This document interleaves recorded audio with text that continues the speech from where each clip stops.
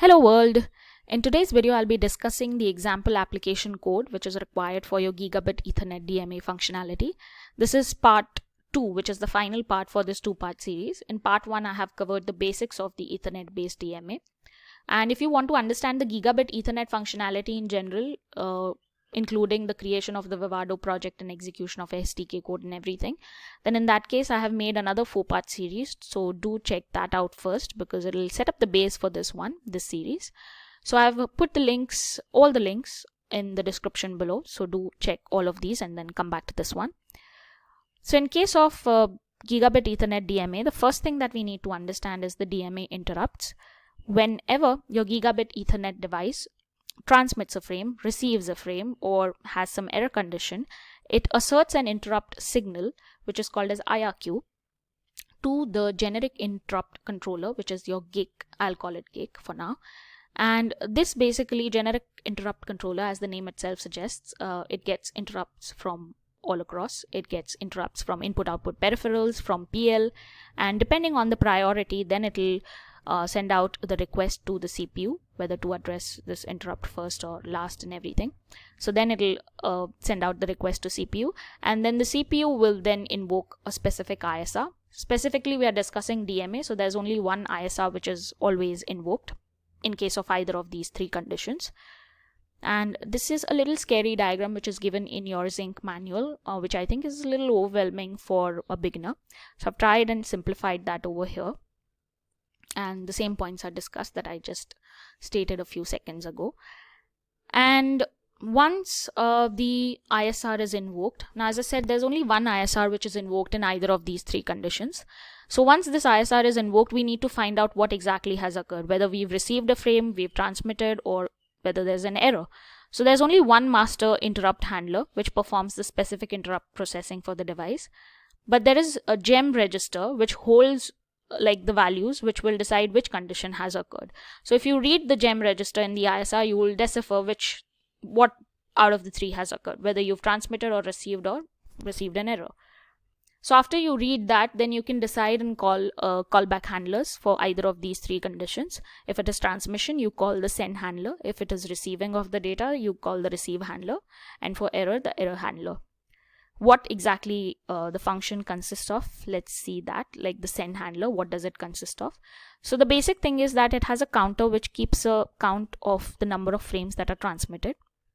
How will that be used in the main code? We'll understand it in a while, but right now just remember that it keeps the count of the number of frames which are transmitted.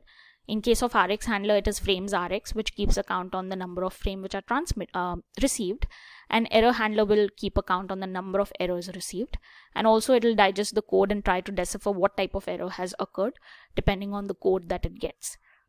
Alright, so that's the whole idea that I wanted to give you about the interrupt functionality. Then the main crucial part of the DMA is buffer descriptor. So we'll be discussing the buffer descriptor ring creation. Now I've already discussed the whole state transition machine for the buffer descriptor in the previous video, so do check that first, because otherwise this will all be Greek and Latin to you. And so the first step that we need to do for buffer descriptor ring creation, and that is applicable for both TXBD and RXBD, is config initialize function. We have to use that. And this function, again, the explanation of this is covered in the 4-part series that I already discussed previously.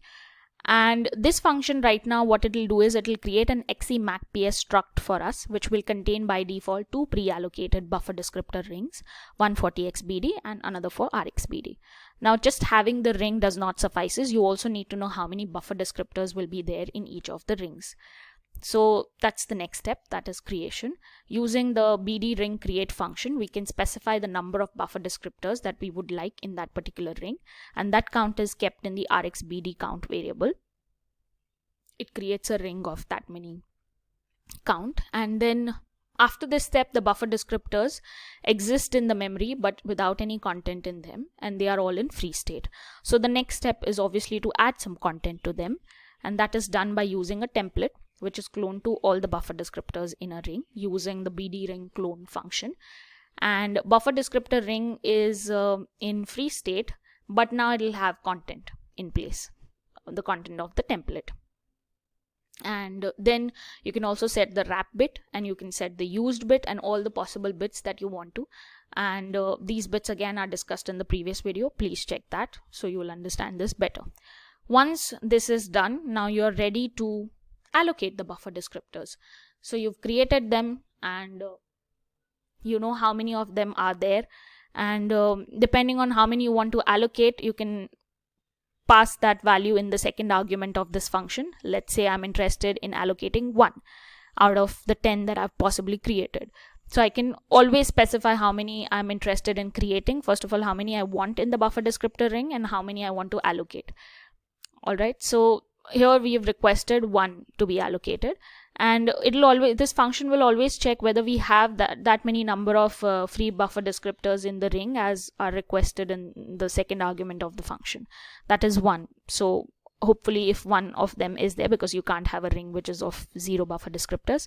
So if one is there, it'll assign it, allocate it, and then it'll transition it to the pre-processing state. And the result of this function is stored in the BDRX pointer, that is the third argument, which is nothing but the address of the first buffer descriptor, which is allocated in this case. After allocation is done, we also need to specify where exactly we want to store the data that we receive. That is where the buffer descriptor will point to. So that is done by using the setAddress function. Here the RX frame is specifying the buffer area where you are interested in storing your data, and the address of that is written in the first BD word, and that's it for setting up the address. Now you're ready to enqueue them to the hardware or submit them to the DMA. Now application will not have control over them once you've used the BD ring to hardware function. Here also you can specify how many you would like to enqueue to the hardware. In this case we've enqueued 1, which we have allocated as well. And the moment you turn on the DMA, the data will be received in the area that we just specified, that is the RX buffer frame area. And the DMA has control over the buffer descriptors in this state, and the application cannot have any control over them. So if you want to write anything to the buffer descriptor, you can only do so in the free state. The moment they are in pre-processing or processing state, you can't change anything in the application. The DMA has control over them throughout. Once you have received the data, in terms of buffer descriptors, what you would like to do is, okay, first of all, let's receive the data. So first of all, if you start the device, you will receive the data. So the moment you receive the data, an interrupt is triggered after a frame is received, and the frame counter, now this will come in handy, the frame counter which we had discussed in the ISR, that gets incremented the moment a frame is received. And the while loop over here will allow us to wait till the time a frame is received. So the frame's RX is the counter that we had used in the ISR as well. So the moment it is incremented, the while loop will be false. That means we have received the frame and there's no more need to wait for the frame to arrive because we've received it. So we can proceed further. But till the time we don't receive the frame, that is the ISR isn't invoked, that is the frame isn't received basically.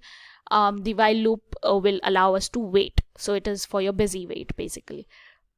So assuming that we've received the frame, it will come out to be false, and then we can proceed further.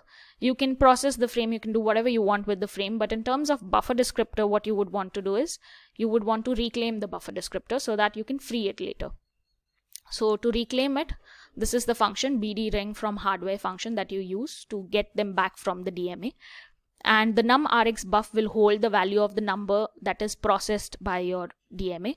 So it is very important to understand that not all of the buffer descriptors that you allocate will be processed by your not all of the buffer descriptors which you enqueue to the hardware will necessarily be processed by your DMA. So there can be a mismatch in the number. So let's say you gave 5 to the hardware and 4 of them got processed, then 4 will be the value which will be true for the num RX buff variable.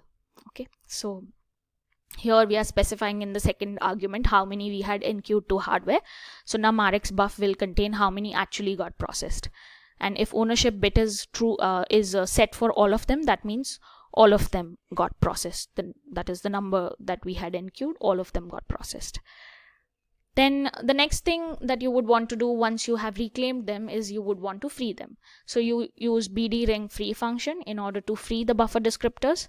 Here the numRx buff will have the count of the process BDs, BDRx pointer will have the address of the first BD, and the post-process BDs are then freed using this function, and you can use them again. So this is true, this whole transition is true for the receive buffer descriptor. Now let's look at the transmit buffer descriptor ring transition. So the same thing, allocation of the buffer descriptor, setting up the address, setting up the frame length. Because we are transmitting, now we can decide what is the length that we want of the Ethernet frame. So that's what we're trying to do. Then we've also set up various bits, like we've cleared the TX used bit, we have set the last bit and everything. And once we've done that, we can start we can enqueue first of all the buffer descriptor to hardware. We can start the device, we can start the transmission process, wait till the time the transmission is done. The moment it is done, interrupt is invoked.